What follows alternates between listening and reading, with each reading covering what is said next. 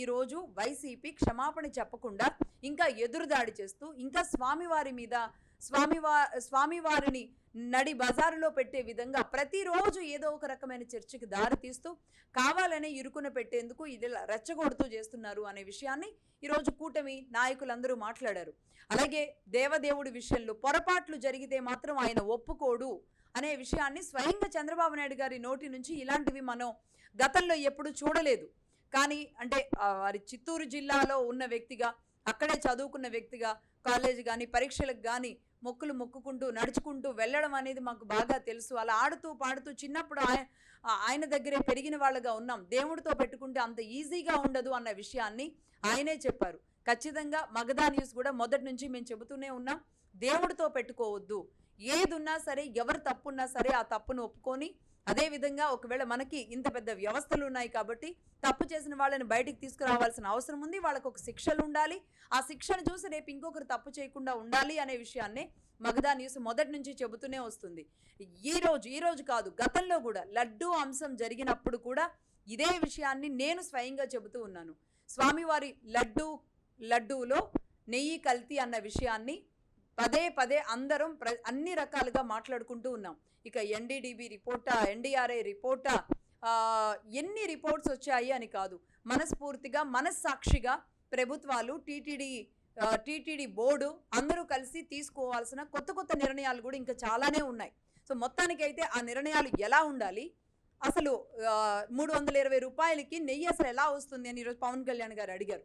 320 రూపాయలకి ప్రపంచంలో ఎక్కడా కూడా నెయ్యి రాదు, అందులో ఆవు నెయ్యి అసలే రాదు, అందులో కూడా మన భారతదేశంలోని దేశవాళీ ఆవుల నెయ్యి అస్సలే రాదు.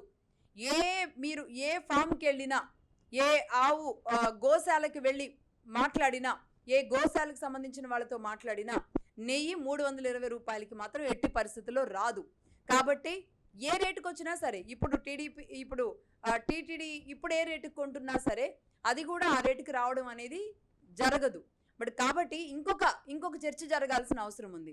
దేశవ్యాప్తంగా ఎన్ని ఆవులు ఉన్నాయి, అసలు ఎన్ని ఆవుల ద్వారా ఎన్ని దేవాలయాలకి ఇది వెళుతుంది, ప్రసాదాలు కానీ ఏం చేస్తున్నారు, ఈరోజు గోరక్షణ, గో అవసరాల గురించి ఎందుకు అనేక రకాల ఆశ్రమాలు, స్వామీజీలు, లేదంటే సనాతన ధర్మాలు, హిందువులు, భక్తులు ఎందుకు గోరక్షణ అంటూ గోకి ఏమన్నా జరిగితే ఎందుకు అల్లాడిపోతున్నారు, గో ఆవశ్యకత, ఇవన్నీ కూడా తెలియాల్సిన అవసరం ఉంది. బట్ ఈ ఒక్క విషయంలో, గోరక్షణ విషయంలో, గోవుకు సంబంధించిన నెయ్యి విషయంలో అది తిరుమల తిరుపతి దేవస్థానం ఒక్కటే కాదు, ప్రతి భగవంతుడికి కూడా కల్తీ లేని నెయ్యినైనా సరే సమర్పించి కనీసం కృతజ్ఞత తీర్చుకోవాలి. ఈరోజు హుండీ ఆదాయాల ద్వారా వస్తున్న అనేక భక్తులు ఇస్తున్న ఏదైతే ఉందో దాన్ని అంతటినీ కూడా అనేక రకాల ప్రభుత్వ కార్యక్రమాల్లో వాడుతున్నాం. అనేక మంది డైరెక్ట్గా, ఇండైరెక్ట్గా వాటిని అనుభవిస్తున్నాం ఈ స్వామివారుల ద్వారా. అంతేకాకుండా భక్తులైతే ప్రతి హిందువులు ఇది మా స్వామికి సంబంధించింది, ఇది నేను నా దేవుడికి మొక్కుకుంటే జరిగింది అని